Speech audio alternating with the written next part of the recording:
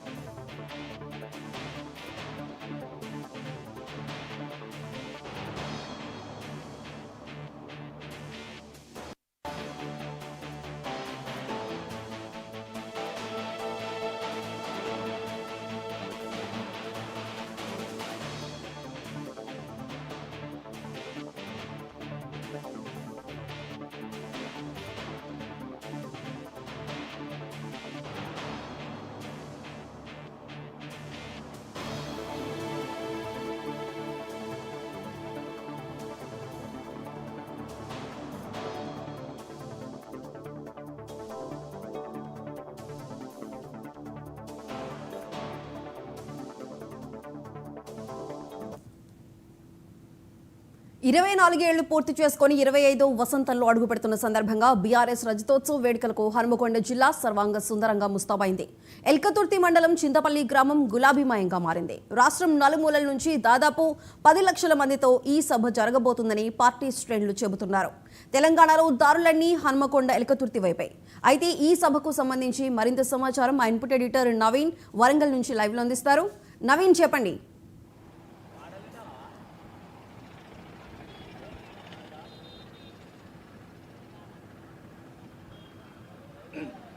తెలంగాణ నలుదిక్కుల నుంచి కూడా ప్రతి ఒక్కరు బీఆర్ఎస్ సభకి హాజరని చెప్పేసి ఈరోజు ఉదయం నుంచి తండోపతండాలుగా తరలి వస్తున్నటువంటి పరిస్థితులు ప్రస్తుతం మనం అటు హన్మకొండలోని కేయూ సెంటర్ దగ్గర ఉన్నాము. ఇక్కడ ప్రస్తుతం చూస్తున్నాము. ఇక్కడ పెద్ద ఎత్తున ఫ్లెక్సీలు కూడా ఏర్పాటు కూడా చేయడం జరిగింది. పెద్ద గులాబీమయంగా మారినటువంటి ఆ దృశ్యాలు కూడా మనకి స్క్రీన్ పైన కనిపిస్తున్నాయి. ముఖ్యంగా బీఆర్ఎస్ పార్టీ రజతోత్సవ సభని ఇది ప్రెస్టీజియస్గా కూడా తీసుకోవడం జరిగింది.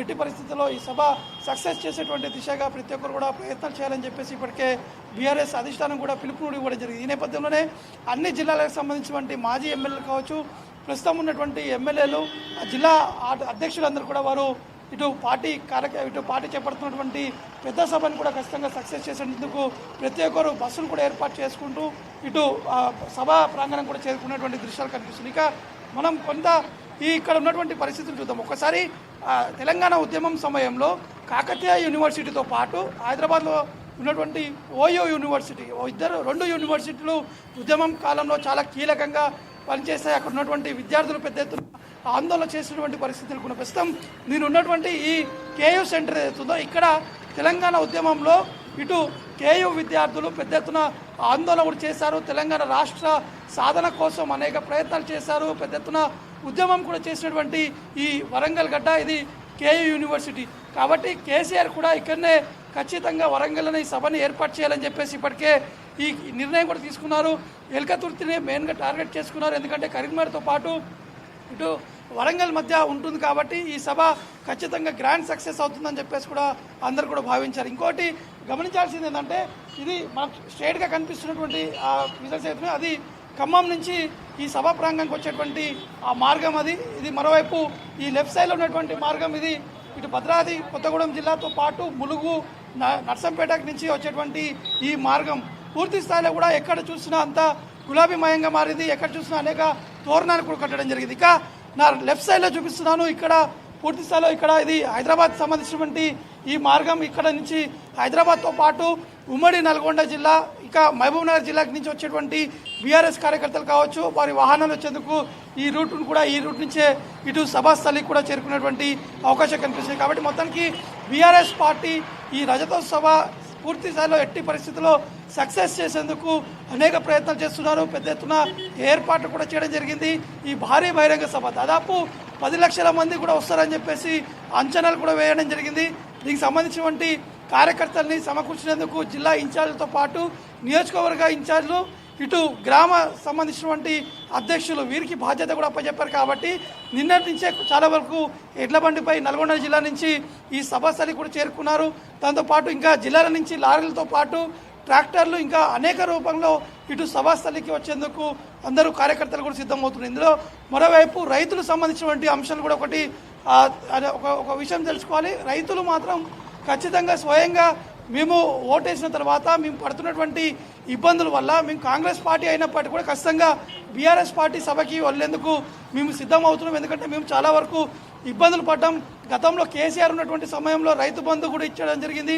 ఇంకా అనేక విధాలుగా రైతులను కూడా ఆదుకున్నారని చెప్పేసి ఇటు స్వయంగా రైతులు కూడా చెప్తున్నారు. కాబట్టి ఖచ్చితంగా ప్రతి ఒక్కరు యువత కావచ్చు, తెలంగాణ ఉద్యమంలో పనిచేసినటువంటి ఉద్యమ నాయకులు కావచ్చు, ఇంకా అనేక మంది కూడా కేసీఆర్ సభకి హాజరయ్యేందుకు పెద్ద ఎత్తున ఇటు ఎలకతుర్తి కూడా తరలి రావడం జరుగుతుంది. సుధా, నవీన్, అయితే లక్షలాది మంది రాబోతున్న ఈ సభకు సంబంధించి వరంగల్ ట్రాఫిక్ ఆంక్షలు ఏ విధంగా ఉన్నాయి?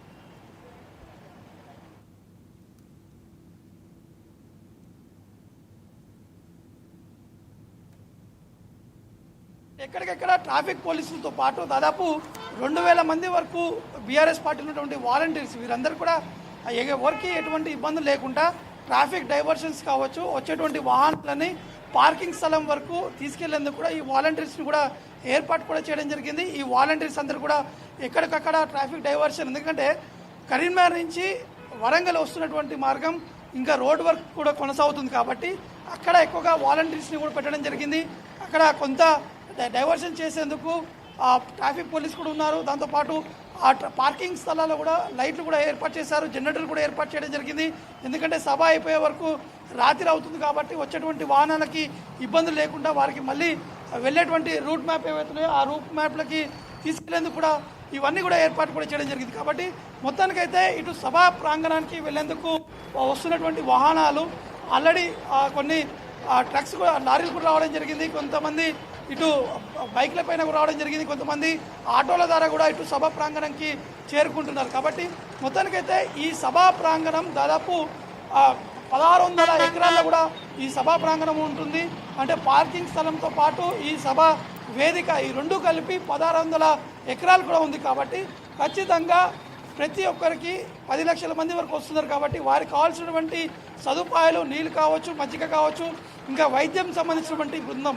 అంటే ఇందులో గమనించాల్సింది ఏంటంటే ఎక్కువగా ఎండ తీవ్రత ఎక్కువగా ఉంది. కాబట్టి అక్కడ వచ్చేటువంటి వారికి ఎవరికి ఎటువంటి ఇబ్బంది లేకుండా కొన్ని వైద్య బృందాలు కూడా ఏర్పాటు చేయడం జరిగింది. ఎమర్జెన్సీ కోసం అంబులెన్స్ కూడా ఏర్పాటు చేశారు. కొన్ని ప్రైవేట్ మెడికల్ కాలేజీల నుంచి కూడా అక్కడ ఉన్నటువంటి వైద్యులు కూడా ఇక్కడికి తీసుకురావడం జరిగింది. కాబట్టి ఎవరికి ఎటువంటి ఇబ్బంది లేకుండా మాత్రం బీఆర్ఎస్ పార్టీకి సంబంధించినటువంటి నిర్వాహకులు మాత్రం అన్ని ఏర్పాటు కూడా చేయడం జరిగింది. Right Naveen, thank you.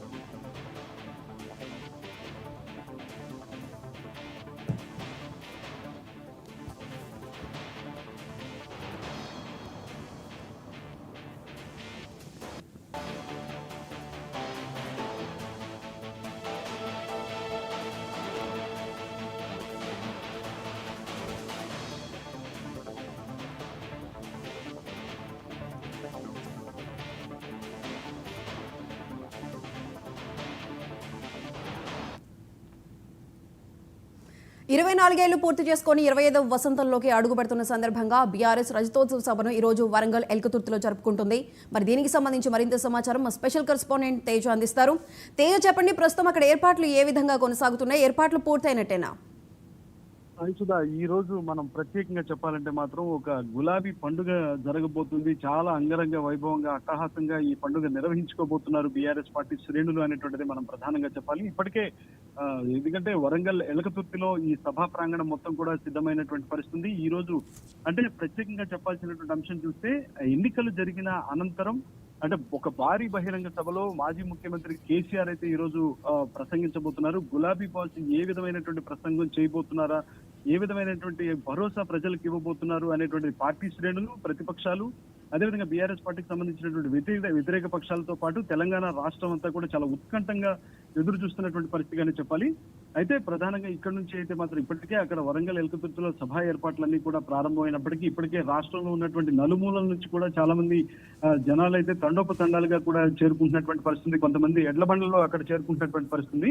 అయితే ప్రస్తుతం మనం హైదరాబాద్ లో ఉన్నటువంటి సమాచారం చూస్తే మాత్రం మరి కాసేపట్లో తెలంగాణ భవన్ కు BRS party working president KTR రాబోతున్నారు. ఇక్కడ పార్టీ జెండాను ఆవిష్కరిస్తారు. అనంతరం ఇక్కడ నుంచి 10 గంటలకు ట్యాంక్ బండ్కి చేరుకుంటారు. అక్కడ అమరవీరుల స్తూపానికి నివాళులు అర్పిస్తారు. అనంతరం అక్కడ నుంచి 10:30 ట్యాంక్ బండ్ లో ఉన్నటువంటి కాళోజీ విగ్రహానికి కూడా ఆయన నివాళులు అర్పిస్తారు. అనంతరం 11 గంటలకు ఇక్కడ నుంచి భారీ కాన్వాయ్ ద్వారా హైదరాబాద్ నుంచి భారీ కాన్వాయ్ తో అయితే మాత్రం ఎల్కతుర్తి సభకు బయలుదేరుతారు. మధ్యాహ్నం 2 గంటలకు ఎలకతుర్తి సభా ప్రాంగణానికి అయితే చేరుకుంటారు అన్నట్లుగానే చెప్పాలి. అయితే ఇక ప్రత్యేకంగా చూస్తే మాత్రం ఈ సభను కూడా చాలా ప్రతిష్టాత్మకంగా తీసుకున్నటువంటి బీఆర్ఎస్ పార్టీ శ్రేణులు అయితే మాత్రం 1213 ఎకరాల్లో కూడా ఈ రజతోత్సవ సభను ఏర్పాటు చేశారు. అందులో ప్రత్యేకంగా 154 ఎకరాల్లో మహాసభ ప్రాంగణాన్ని కూడా సిద్ధం చేసినటువంటి పరిస్థితి. 500 మంది కూర్చునేలా ప్రధాన వేదికను కూడా ఏర్పాటు చేసినటువంటి పరిస్థితి.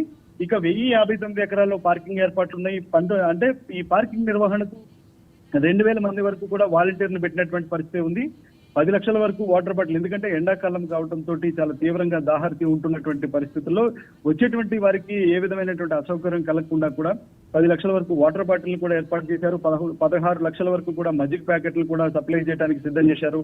అదేవిధంగా మొబైల్ అంబులెన్స్లను కూడా ఒక 6 అంబులెన్స్ల వరకు కూడా ఏర్పాటు చేశారు. మొత్తంగా వచ్చేటువంటి ఈ సభా ప్రాంగణానికి చుట్టూ పరిసర ప్రాంతాల్లో 12 వైద్య శిబిరాలను కూడా ఇటు వచ్చే వారందరి కోసం కూడా సందర్శకుల కోసం ఏర్పాటు చేసినటువంటి పరిస్థితి ఉంది. ఇక 1200 వరకు తాత్కాలిక మరుగుదొడ్లు కూడా ఏర్పాటు చేసినటువంటి పరిస్థితి. సో మొత్తంగా చూస్తే తెలంగాణ రాష్ట్రం మొత్తం కూడా గులాబీమయంగా మారింది అన్నట్లుగానే మనం ప్రధానంగా చెప్పాలి. ఎటు చూసినా గానీ గులాబీ జెండాలతో, బీఆర్ఎస్ పార్టీ జెండాలతో రెపరెపలాడుతూ ఉన్నటువంటి పరిస్థితి. ఈ రోజు ఎట్టి పరిస్థితుల్లో సభను, అంటే ఈ బీఆర్ఎస్ పార్టీ సంబంధించినటువంటి 25 సంవత్సరాల రజతోత్సవ వేడుకలను ఘనంగా నిర్వహించి ఒక బలమైనటువంటి సంకేతాన్ని తెలంగాణ రాష్ట్రంలో పంపించబోతుంది బీఆర్ఎస్ పార్టీ అన్నట్లుగానే మనం చెప్పాలి. సాయిసుధా, తేజ్, అయితే ఎంతో ప్రతిష్టాత్మకంగా జరగబోతున్న ఈ సభకు సంబంధించి ఇతర రాష్ట్రాల మంత్రులు ఎవరైనా రాబోతున్నారా?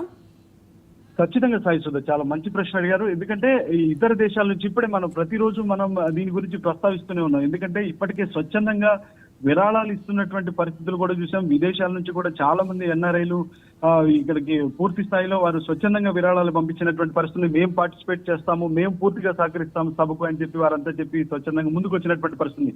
ఇతర రాష్ట్రాలకు సంబంధించినటువంటి వారు కూడా, అంటే కేసీఆర్ నాయకత్వాన్ని కోరుకునేవారు, ఆయన అంటే ఇష్టపడేవారు, ఆయనతో మంచి సన్నిహిత సంబంధం ఉన్నవారు ఎవరైతే ఉన్నారో వారందరూ కూడా ఇక్కడికి కొంతమంది ప్రముఖులైతే రాబోతున్నట్లుగా కూడా తెలుస్తుంది. సో విదేశాల నుంచి కూడా చాలా మంది ఎన్ఆర్ఐలు కూడా ఇక్కడికి వస్తున్నారు.